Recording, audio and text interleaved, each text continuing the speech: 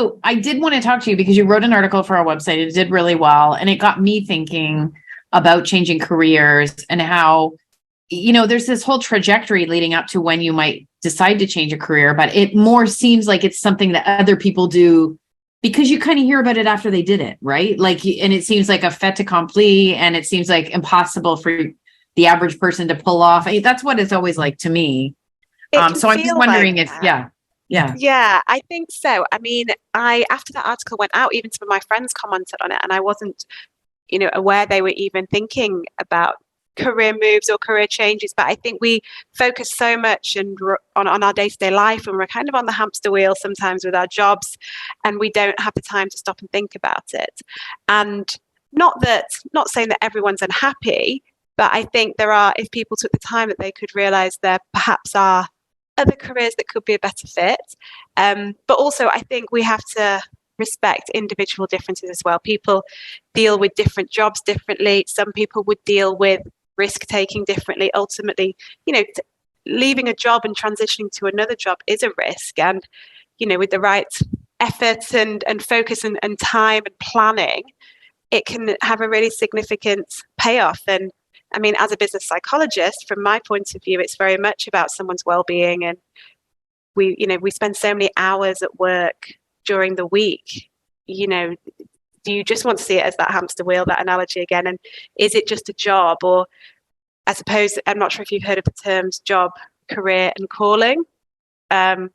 Some people simply see a job as quite a transactional process, and it's a way to fund their living and their lifestyle, supporting their families.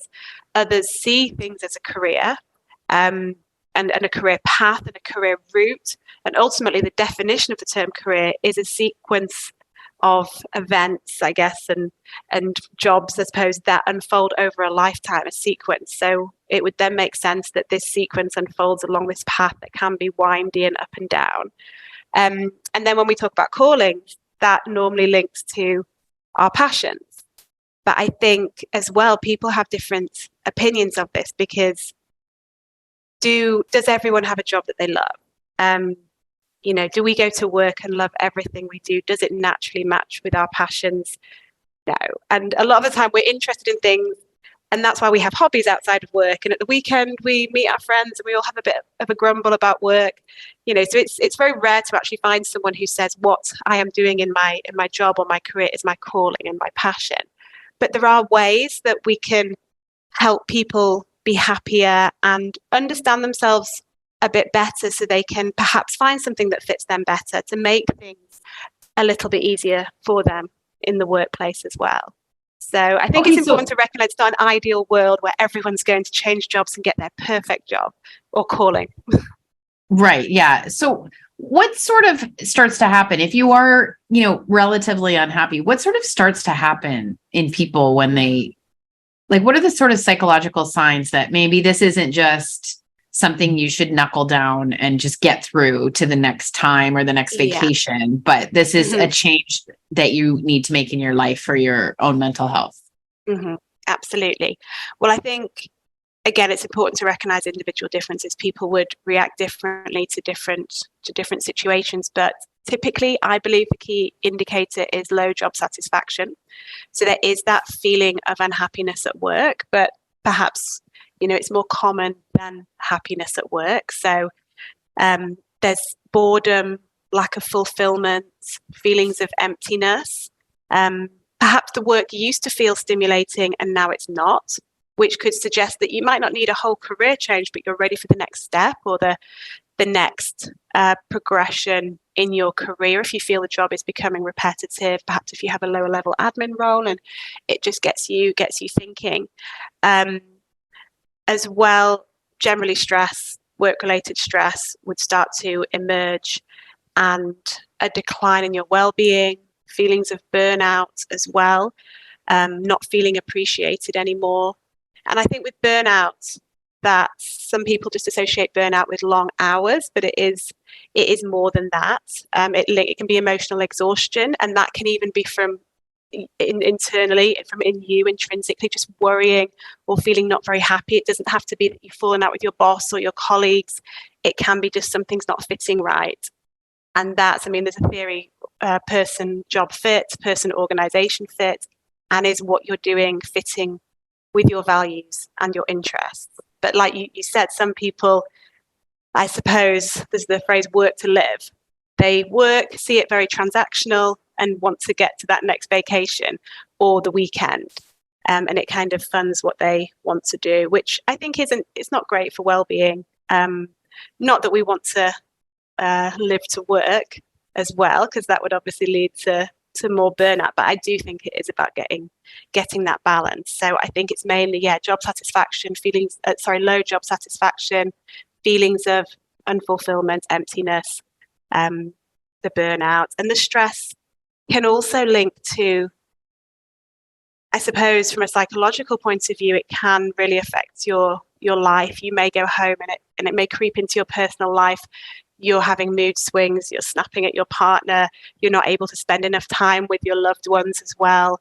There's also, trying to deny it as well, trying to forget about it, turning to other things, unhealthy lifestyle, addictions, things to escape the feelings that you're not enjoying your job at work. And all these things can obviously, when we're unhappy, they can have physical effects, headache, lack of sleep, and can get quite serious. You can get run down, our immune system can be affected. So stress in the long term and long-term anxiety is obviously can be very negative. So, and it's quite stressful. Sorry, it's quite stressful denying something that you actually want too, right? Like if you deeply want to get out of your job and into a different line of work, and you're like, no, it's fine, I can just do it. Like that in itself can be stressful, right? Trying to deny like an urge. Absolutely. And that can link back to Freud and defense mechanisms and those kind of things. And can we really be conscious of if we want to make a career move? And I think there can be triggers, like I said, even reading an article online about it, but I think you can subconsciously be thinking about career change and not realize it. Some key things for making the transition is that introspection, self-assessment, self-awareness. But again, taking that first step can be quite difficult. But I think if anyone starting to question their career route or their job, and thinking about, I wonder what would happen if I was doing what that person was doing, or if I branched out to this, I see their task is quite nice and I'd like to try that, or I'd be really interested in studying some psychology, for example, and bringing that into my job and seeing where it can take me. I think those kind of thoughts coming will show that someone perhaps might be ready for a career transition.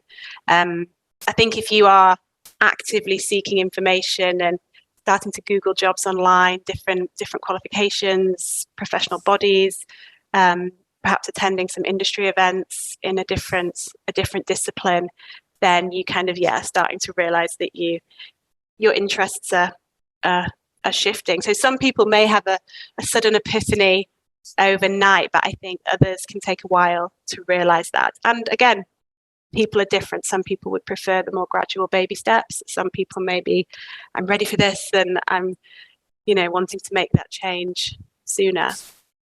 What's your best advice for someone to sort of create a plan to do this? Mm-hmm.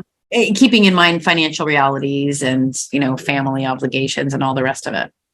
Of course. I think, and this is probably from my coaching background, taking the time to reflect, which we so often don't have the time to do. And that's why coaching can be so powerful, not just through coaching conversations, but I think having dedicated time to speak to someone to think about what you want. But if someone, could take time to stop and think about their own skills, their own interests, their own goals, what are they good at? What are they not so good at? What motivates them? What fits with their short-term, long-term goals? What career paths are available to them? And that comes back to your point that we can't just always go off and do everything we want to do. We have to realize that there are family commitments, financial commitments, lack of qualifications, lack of experience as well. So I think it's that preparation work to really prepare for the career transition and start to put a plan together, do some research, speak to people, and And again, I think it can seem quite daunting, especially if you're not a risk-taking person. But now there's so many different opportunities in terms of careers. It doesn't have to be a huge jump. There's career mobility in different ways now, whether you sidestep within the organization you're in just by opening up your networks within your own company, and someone could perhaps help you try out something in a different department that you're interested in. I think those kind of steps are just as important as the more radical career changes. But yeah, I think it's mainly about researching different jobs, career routes, the qualifications needed, the salaries, again, thinking about what's realistic, testing the water, getting some experience if you can, speaking to people in the industry. If it's a different industry, can you get internships, placements, apprenticeships, some work experience, perhaps volunteering as well, can help to figure out what it's really like, because obviously we know some jobs can look desirable, but again, that fit might not be there when you're actually in it. I always, in some of my lectures, sometimes mention about the military, for example, and the high attrition rates in those kind of jobs.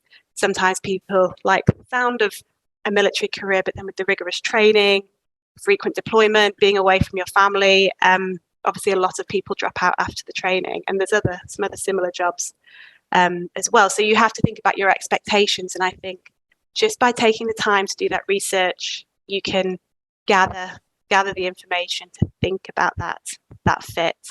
And then I think when you've got that information, it's very much then about making yourself visible, updating your CV, your LinkedIn profile, those kind of things, and creating your career plan with goals, milestones, perhaps if there are some professional qualifications, thinking about the financial side, like we said, budgeting if you need to invest in the next steps of your career.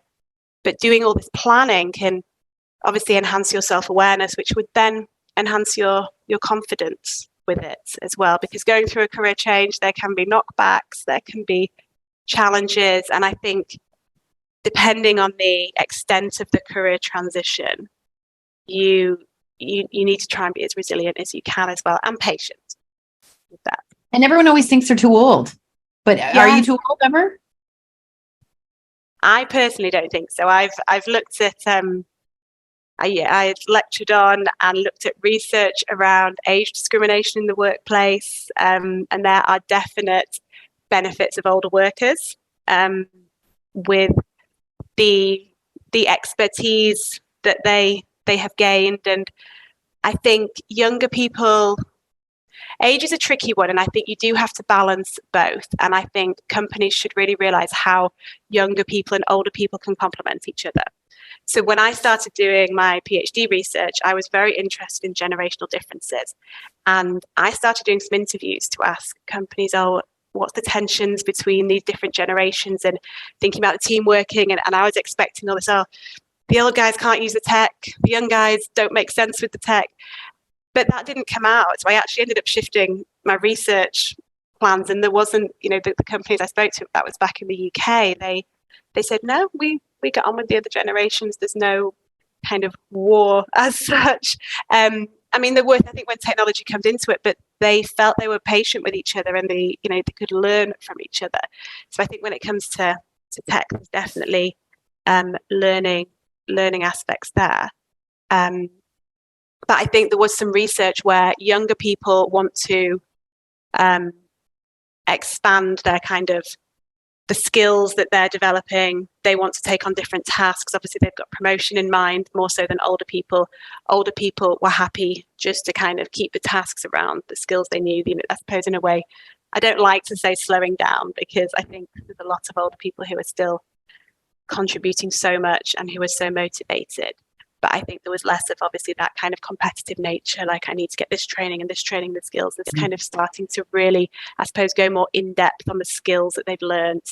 And I think that's where it's key. I think things like knowledge management and succession planning are so overlooked in companies.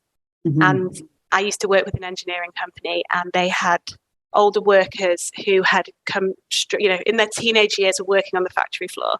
And then they'd gone up and were up to top management level, and were about to retire, and they had decades of knowledge there was no system in place. So when these people left, the knowledge was gone. And part of the work that me and my colleagues were doing was to set up some knowledge capturing from these crucial, valuable people that were about to leave the company. So I think that can often get overlooked. So yeah, sorry, I really enjoyed talking about age at the workplace. Yeah.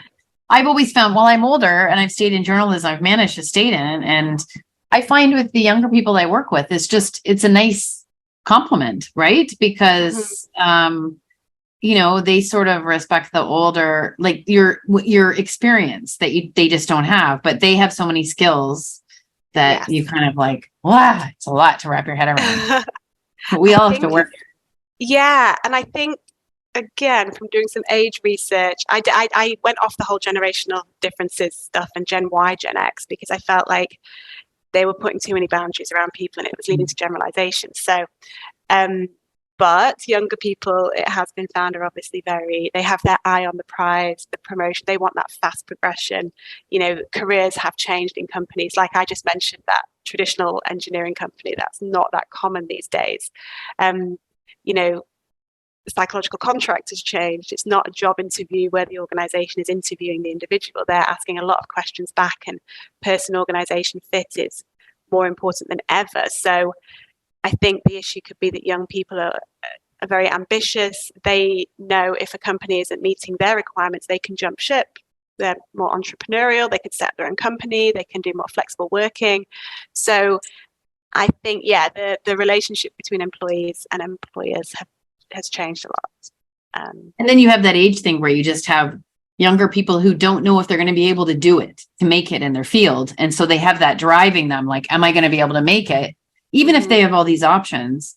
And then you have older people who've like, well, I've made it. You're like, I have that accomplished. So there's just those two little things you hold in your hand where it's like, well, I did do it to whatever extent. And the young people who are like, am I gonna be able to? I gotta. And so it's like these two emotional things that it's interesting.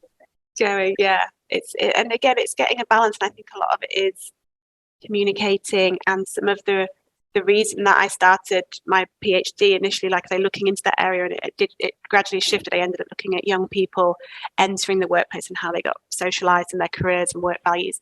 But one of the reasons that kind of caught my eye was because companies were coming to us and saying, we don't understand the young people in our company and we need some help to figure out how to keep them, because they're going through the training and, like I said, they're jumping ship.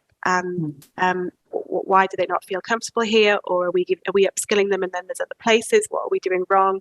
So it's interesting. So a lot of this is about whether you change jobs, whether you stay in your job. I think you talk about fixed versus growth mindset, and this is a key to a lot of happiness at work and in life. But can you sort of speak to that, how to move from, explain what a fixed and a growth mindset are, and how to move from one to the other, and what that will give you? Yeah, and this is something, again, I talk to my students about. It's very important in coaching as well, because part of coaching, workplace coaching, career coaching, is very much about shifting that mindset from fixed to growth. So the concepts were developed by Carol Dweck, an American psychologist at the University of Stanford. And a fixed mindset is where you almost don't feel that you can better yourself. You feel that your intelligence and your abilities are fixed traits, and any extra effort you put in will not change that. And a sad part of that is that you then feel that failure reflects your own self-worth. That's just the way you are, and it can't be improved. Whereas a growth mindset is, it can lead to higher motivation, resilience, more willingness to take on challenges, because you believe you can develop yourself. You believe that you can reach your potential. If you put in the effort and if you try hard, then you can change and improve. You may have heard of Maslow's hierarchy of needs. That was, a motivational theory I know a lot of people have heard about. And at the top, there was that self-actualization. And in psychology, we cover that a lot. I know some people kind of thought that, at the bottom, there's, what was it, safety, security. Some people had Wi-Fi in now and all that. And it's like, we need all these things. And one day you get to the self-actualization, but it is really important. And that's where coaching comes in, the growth mindset. Again, if we took the time in our lives to just think about what makes us happy and what doesn't, rather than running so fast through our jobs and through the weekend, then it's the start of the week again, we can think about how to almost bring ourselves up a level and start to think about, what do I want to do and what makes me feel good, and how can I reach my true potential, self-actualization, as Maslow called it. But in, I suppose, bringing that to kind of the real world and careers, it's very much about embracing learning opportunities, taking on career changes if you feel it's right. And again, I don't, because sometimes I think these are quite risky things, and I recognize some people don't like that, and that's fine. But I still think there's always reflection that can be done and smaller level changes that can be made to help people, again, just help their well-being in their day-to-day life feel a little bit better.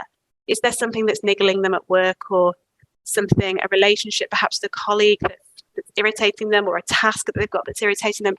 Is there something in their control that they could do to address that or to change it? So coming back to the growth mindset concept, it's really, Carol Dweck says to try and include the word yet in your mindset and your thinking. So rather than saying, I can't do this or I can't do that, you say, I can't do this yet, or I can't do that yet. And that kind of adds on that developmental side as well. And, you know, view setbacks or failures, if you see them as failures, as learning curves rather than experiencing a shortcoming. And I mean, there's a lot that's associated this with kind of positive affirmations and trying to reduce your limiting kind of self-talk, which I know is very common as well. And we can be so harsh on ourselves and critique ourselves. But it's very much about thinking I am capable of learning and improving in this area. So a growth mindset can be very powerful. And of course, when we're making changes, we can only ever imagine what will go wrong. We can't imagine that's such a human nature thing, right? To just think about the negatives. We can't imagine the positives. Mm-hmm. It's so true. We do focus on the negative, and coming back to almost that inner kind of critique that we have, you know, someone could say 10 positive things in a day, but if there's one negative, we often hold on to that criticism, and that is human nature. We naturally, unfortunately, do hold on to those things, and things like that are what can, you know, you might have heard of imposter syndrome, where people don't feel they should be in their roles, and that self-doubt can creep in, and that's very much where we have to realize that we can control that. I was talking to a friend recently who started some coaching, and I was super happy that she had. And the analogy she used was, she was like, with these negative thoughts that I sometimes get, I see it like an app on my phone, and I swipe up, and I'm in control, and I swipe up on that, and I then focus on what I need to focus on. And I think that's so I love that, the swiping up. But I mean, these self-limiting beliefs that we have, again, affect people in very different ways, and they can lead to stress, anxiety, depression. But that's where, when people get the right support, I know I've talked about coaching, but obviously there is counselling and therapy that can help people who feel that these thoughts are really, really holding them back. And I imagine a lot of people do with their careers, and I think that's where it is sad, because people are what there's a term, languishing, that has come out in psychology as well. Professor Adam Grant from the US, a well-known occupational psychologist, has talked about languishing, and it's individuals who are not seen as a clinical population. So not really eligible for kind of counselling and therapy, but they are not functioning to the best of their ability. And it's, you know, again, a bit like what we talked about, whether you feel like you're kind of plodding along in your job, you're not really that happy, but you're not going to really do anything about it. And that's where coaching can help, just with some few activities, self-reflection, and again, bringing people further up that kind of well-being spectrum. And I think also with the self-limiting beliefs and that inner talk and critic that we have, I think talking about it with other people, because sometimes when it comes to jobs and careers, we have this ego, and we feel we have to put on a front sometimes and an image. But actually, when you have a conversation with someone who perhaps is more senior to you, and you hear they sometimes have doubts, it's so reassuring. And I think sometimes just sharing these thoughts, and imposter syndrome is so normal. I don't think I've met anyone who hasn't experienced it, and it makes it feel a lot easier when you start to talk about it. And people who get nervous about presentations and things like that, you know, you see people on stage looking so confident, but they were, you know, getting anxious before, and it's all very normal, this self-doubt. It's just about reminding yourself of your strengths and learning about how to do that. With my students, actually, another thing, because we talk about cognitive behavioral psychology and how that links to coaching, and very much how our behaviors, our thoughts and our feelings are all interrelated. And I often say to them, when we talk about cognitive behavioral approach to coaching, I want you to imagine a conveyor belt and just put your thoughts on here, and then you can put the feelings on as well that are linked to that. And you just start to break it down and think about how, when you do something that you think, oh, why did I do that? It just helps you break everything down to understand why. And if you react to someone in a way, or someone does something and you react, and just slow down and think about why you're reacting like that, and just, swipe up on things. Swipe up in the conveyor belt for your negative. I like that, for your negative thoughts. Thank you so much, Dr. Lucy Bolton. It's really great to talk to you. And I hope anyone who's thinking about a change keeps thinking about it, because it's worth it. I've made multiple changes, and it's like, it's hard. It's super hard, but it's always worth it to follow your. Yeah. It is. I think, like I say, with the effort, the right effort and planning, it can really pay off. But also, it can be on different levels. It doesn't have to be a huge career jump. Like we said, it can be small things. There's an area called job crafting as well. You can do small little crafting bits about perhaps your network or your task or how you see your job, various things that you can do. Like we said, smaller level changes that some people might feel more comfortable with. Even just achieving that growth mindset in your current job can be seen as a beneficial transition.